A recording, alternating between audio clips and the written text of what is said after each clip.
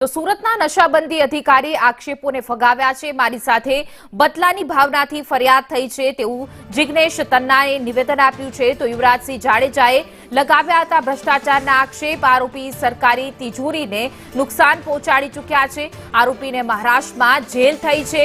તો મારા પર લાગેલા તમામ આક્ષેપો પાયાવિહોણા છે તેવું તન્ના જે કહી રહ્યા છે। આ પહેલા પણ અલગ અલગ રીતે દબાણ કરવાનો પ્રયાસ કરાયો હતો। શું કહ્યું આવો સાંભળીએ। મારો પક્ષ એટલો જ છે કે આ કિસ્સામાં મારા દ્વારા સરકારના હિતમાં કામ કરવામાં આવ્યું છે। પ્રસ્તુત કિસ્સામાં જે તે વ્યક્તિ અનધિકૃત રીતે નશાકારક દ્રવ્ય એ રાજ્યમાંથી પસાર થઈને મહારાષ્ટ્રમાં લઈ ગયો હતો। મહારાષ્ટ્રમાં લઈ જઈને એણે ત્યાં મહારાષ્ટ્રના ફ્લાઇંગ સ્ક્વોડે એને પકડેલો હતો।